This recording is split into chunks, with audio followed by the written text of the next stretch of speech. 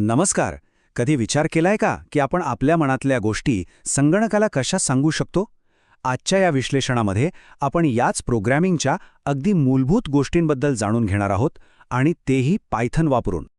तर मग सुरुवात एका अगदी सोप्या प्रश्नाने करूया. आपण संगणकाशी बोलतो, पण त्याला आपली मराठी किंवा इंग्रजी भाषा तर समजत नाही. मग आपण त्याला सूचना देतो तरी कशा?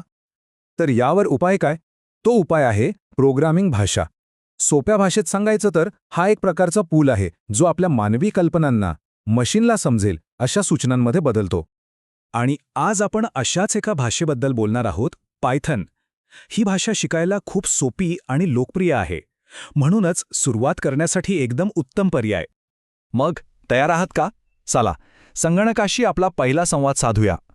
प्रोग्रामिंगच्या जगात ना हॅलो वर्ल्ड म्हणण्याची एक खास परंपरा आहे, आणि आज आपण तीच पूर्ण करणार आहोत. हे पहा, प्रिंट हेलो वर्ल्ड. कोडची ही एक छोटी ओळ संगणकाला एक अगदी स्पष्ट सूचना देते आहे. स्क्रीनवर हेलो वर्ल्ड हे शब्द छापा. आणि हे बघा, संगणकाने आपली सूचना किती अचूकपणे पाळली. अभिनंदन, आपला पहिला प्रोग्रॅम यशस्वीरित्या लिहिला गेलाय. वाह! आता आपण संगणकाशी संवाद तर साधू शकतो, पण जर आपल्याला त्याला काही माहिती लक्षात ठेवायला सांगायचं असेल तर तिथेच व्हेरिएबल्सची संकल्पना आपल्या कामी येते. हे आपण व्हेरिएबल्स वापरून करतो. व्हेरिएबल्स म्हणजे काय? तर माहिती साठवण्यासाठी असलेले लेबल लावलेले डबे समजा. आपण प्रत्येक डब्याला एक नाव देतो आणि त्यात माहिती ठेवतो.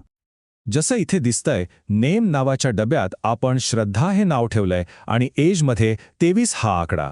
संगणक हे कनेक्शन लक्षात ठेवतो, जेणेकरून आपण ते नंतर वापरू शकू. पण एक मिनिट, सगळी माहिती सारखी नसते नाही का? जसं आपण पाणी आणि वाळू वेगवेगळ्या भांड्यात ठेवतो, तसंच संगणकालाही हे माहीत असायला हवं की तो कोणत्या प्रकारचा डेटा साठवतोय. यालाच डेटा टाइप्स म्हणतात. जेव्हा आपण अक्षरं किंवा वाक्य साठवतो तेव्हा त्याला स्ट्रिंग म्हणतात. जणू काही आपण अक्षरांची एक माळच तयार करतोय.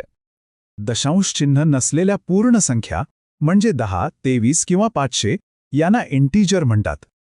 आणि ज्या संख्यांमध्ये दशांश चिन्ह येतं, जसं की किंमत किंवा वजन, त्यांना फ्लोट म्हणतात, कारण ते दशांश चिन्ह संख्येमध्ये कुठेही फ्लोट म्हणजे तरंगू शकतं.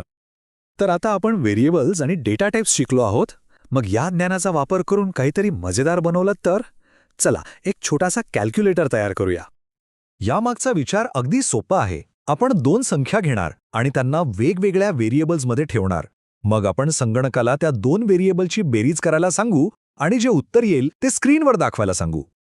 आणि हे पहा, संगणकाने क्षणात गणना केली आणि आपल्याला अचूक उत्तर दिलं. फक्त काही ओळींच्या कोडने एक काम करणारा प्रोग्राम बनला आहे. तर थोडक्यात आठवून पाहूया, आपण सूचना कशा द्यायच्या, व्हेरिएबल्स वापरून माहिती कशी लक्षात ठेवायची, आणि स्ट्रिंग, इंटिजर, फ्लोट यांसारख्या डेटा प्रकारांबद्दल शिकलो. हेच तर आहेत प्रोग्रामिंगचे मूळ आधारस्तंभ. आपण संगणकाशी एक साधा संवाद साधला आहे. जरा विचार करा, याच साधनांनी किती मोठ्या आणि अद्भुत गोष्टी तयार होऊ शकतात. हा तर फक्त सुरुवातीचा एक छोटा टप्पा आहे.